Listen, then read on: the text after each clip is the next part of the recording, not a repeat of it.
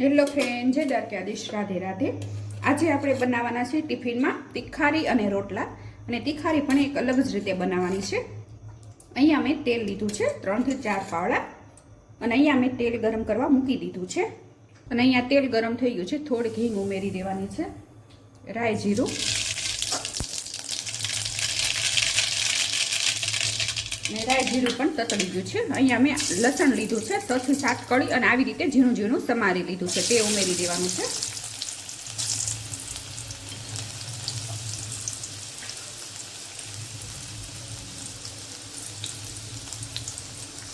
અને અહીંયા મેં લીલી ડુંગળી લીધી છે 2 થી 4 નંગ, તેને ઉમેરી દઈશું।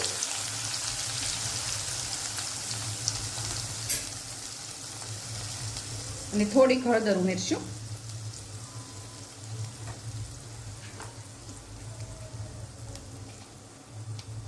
અને સ્વાદ પ્રમાણે મીઠું ઉમેરશું।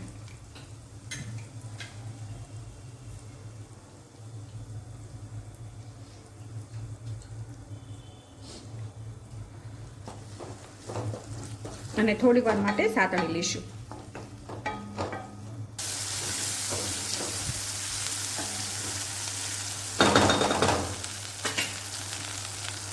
અને અહીંયા મેં ટમેટું લીધું છે 1, તે ઉમેરી દેવાનું છે।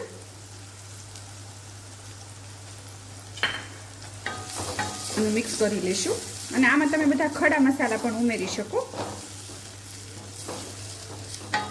અને થોડીક વાર માટે થવા દેશું। અને ડુંગળી ટમેટા સરસ સડી ગયું છે, હવે મસાલા કરી લઈશું। તમને તીખું જેટલું ભાવતા હોય એ પ્રમાણે તમારે લાલ મરચું લઈ લેવાનું, અને થોડો ગરમ મસાલો, અને મિક્સ કરી દઈશું।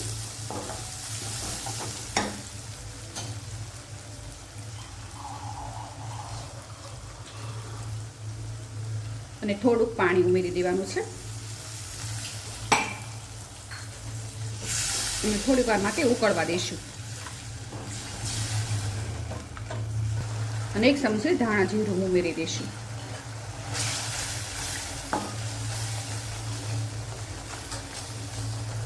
અને અહીંયા તમે જોઈ શકો છો તેલ છૂટું પડી ગયું છે, અને હવે આપણે ગેસ બંધ કરી દેવાનું છે। અને ડુંગળી ને ટમેટા પણ સરસ સડી ગયું છે।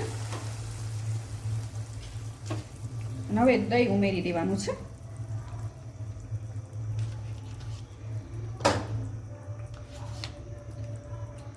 અને મિક્સ કરી દઈશું।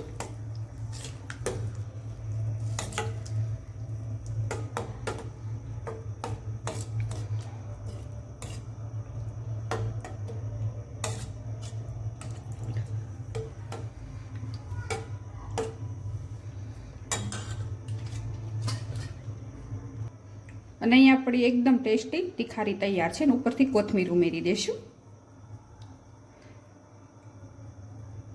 અને જોતાં જ ખાવાનું મન થઈ જાય તેવી બની છે, અને રોટલા સાથે અને ભાખરી સાથે તો બહુ સરસ લાગે।